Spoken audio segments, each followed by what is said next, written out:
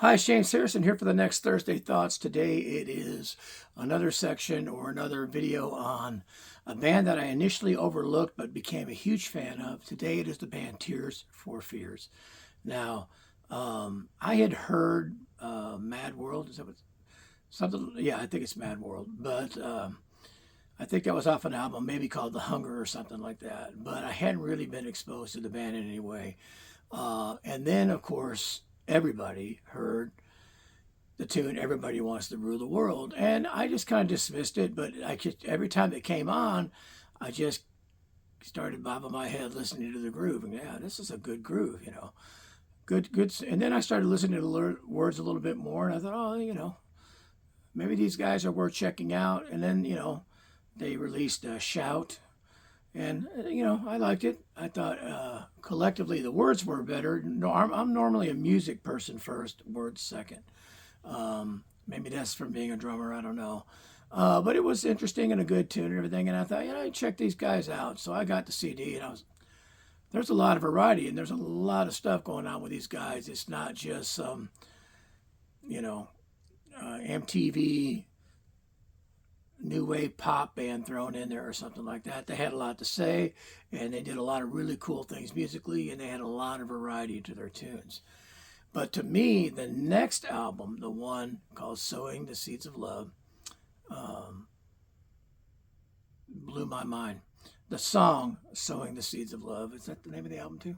Every time I put this on, I draw a blank. But that particular CD was a home run, in my opinion. The tune "Sowing the Seeds of Love" is tremendous. It's Beatlesque in a lot of ways, psychedelic, everything. To me, this is a band that took full advantage of blending live musicians with syncing tracks and orchestral things and loops, and they blended it all and came out with magic, in my opinion. One of the best songs I've ever heard, one of the best songs ever written, in my opinion, is called "Woman in Chains," and it's on that same album. So good. Such a good tune. There's a great live version of it on YouTube. You can look it up. And that's another one of those tracks that when you hear it, there's a lot of programming going on with the drums and stuff. But then Phil Collins actually plays once the drums kick into a big fill and then the groove the rest of the way. And that's Phil Collins. Tremendous song. Again, one of the best songs ever written, in my opinion. And there's a great song on there called "The Bad Man Song."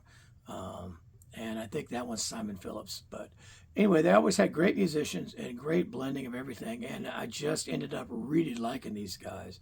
I streamed their newest record and listened to it, and it's good. It's not to me what that "Sowing the Seeds of Love" was, but again, a band that I highly respect now, with great musicians and great songs, great diversity, great messages, everything. I dismissed them initially, but once I took a hard look, I was really impressed. So the band I overlooked today, or overlooked when they first came out, and then shortly checked them out and thought, wow, I should have gone right in on this one, was Tears for Fears.